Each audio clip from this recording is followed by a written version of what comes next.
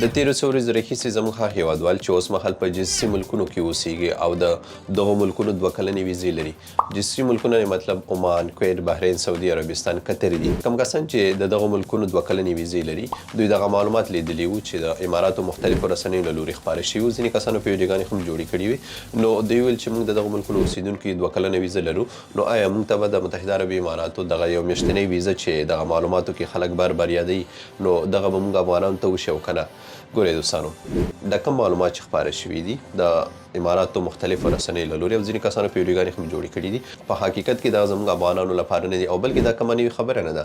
جنسي ملکونو اوسیدونکو لپاره اماراتو ویزې 2023 کال په آخر کې او 2024 کال په شروع کې ډیرو کسانو ته شوي دي په مختلفو پیسو باندې. د عمان څخه ډیر کسان دلته راغلل په یو میاشتنۍ ویزټ ویزه باندې او همغه ویزټ ویزه یې 2 کلنۍ ته اړولې ده. نو دا کومه نوې خبره نه او بل دا د کوم معلومات چې خپاره دي نو متاسفانه چې زموږ لپاره نه، ځکه چې تر اوسه پورې چې زه دغه ویډیو ریکارډ کوم څومره چې ما دې په اړه پلټنه کړې د خپلو همکارانو سره غږېدلی یم، نور څوک چې په دغه کارونو کې تجربه لري د دوی څخه ما مشوره اخیستې ده. هیڅ یو کس تر اوسه پورې راته ونه ویل چې موږ ته په د تېرو څو ورځو کې د متحده عربي اماراتو یو میاشتنۍ ویزه شوې ده. دا د تېرې ورځې سکرین شاټ دی چې ما سره یو چا شریک کړ، دا وګورئ ریجیکټ شوې ده.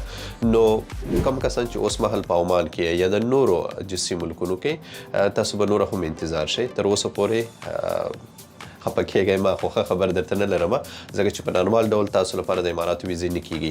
کله هم که دې په اړه کم نوي معلومات و یا ما کوم امکانات تر سترګو شول چې ستاسو لپاره کم یو نه یو لار پیدا شوه، زه حتما تاسو ته ویډیو پې جوړوم. که مې ویډیو ته وخت پیدا نه کړ نو یو پوسټ خو درته کولی شم که نه، خو بس تر هغې به انتظار کوئ او یو کار به بل کوئ چې احمد ټایمز به تعقیبوئ. په لنډو کې یو ځل بیا درته وایم، زموږ هغه هېوادوال چې اوس مهال په جنسي ملکونو کې اوسیږي، عمان کې اوسیږي، کویت کې اوسیږي، ستاسو لپاره د متحده عربي اماراتو ویزې په نارمال ډول په هیڅ صورت نه کېږي تر اوسه پورې. که آینده کې کم څه یا کم معلومات لکه وختي چې ما یادونه درته وکړه هغې لپاره احمد ټایمز تعقیب کړئ. مننه.